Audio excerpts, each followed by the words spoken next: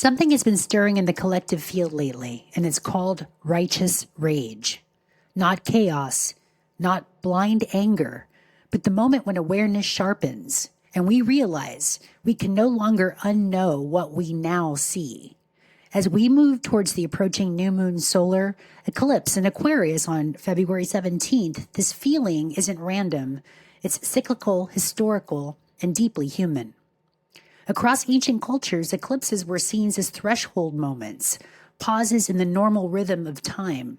The sun, symbol of consciousness and authority, is temporarily obscured. The moon, keeper of memory and instinct, steps forward.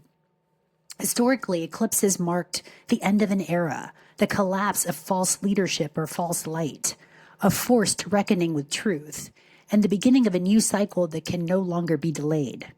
Eclipses don't cause change, they reveal what's already unstable. This is why they feel intense. They expose cracks in the systems, stories, and identities that have outlived their integrity. Righteous rage often arrives near the end of a cycle, not the beginning. It surfaces when a moral line has been crossed, power has been abused, truth has been withheld for way too long. What we're witnessing now, disclosures across institutions, leadership, and cultural icons, is not just shock. It's collective grief meeting collective clarity. This eclipse doesn't ask us to stay angry. It asks us to finish something, to metabolize rage into discernment, to turn reaction into responsibility. Because this is an Aquarian eclipse. The work is not emotional venting, it's systems awareness. Because Aquarius governs social structures, networks and communities, collective ethics, self-governance over blind authority. This archetype doesn't destroy systems impulsively, it redesigns them.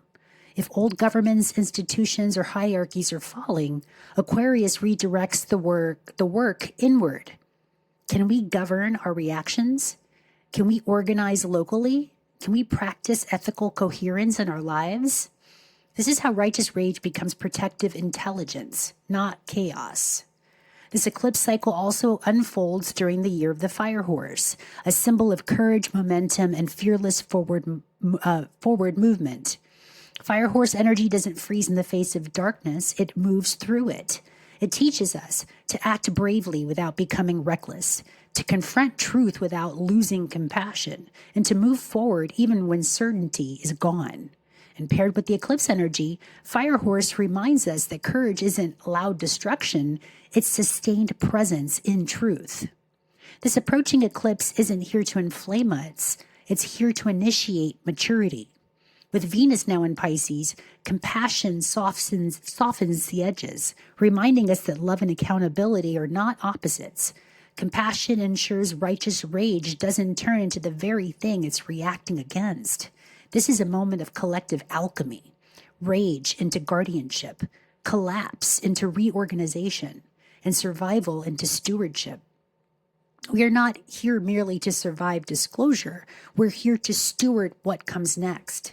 Eclipses close chapters so new ones can begin, but only if we're willing to carry wisdom forward instead of trauma. As the Aquarian eclipse approaches, the real question isn't what are you angry about? It's what are you now courageous enough to protect, rebuild, and embody? If this resonated, thank you for sitting with it. This is just one way livzenastrology is learning to approach astro wisdom, not as prediction, but as embodied language of cycles, responsibility, and right timing. I'm still learning too, so I offer this humbly as something to feel into rather than to blindly follow. And if you're drawn into this type of embodied wisdom and want to explore your own chart and timing, you can find me through the link in my bio. We've got this, soul fam. So much love.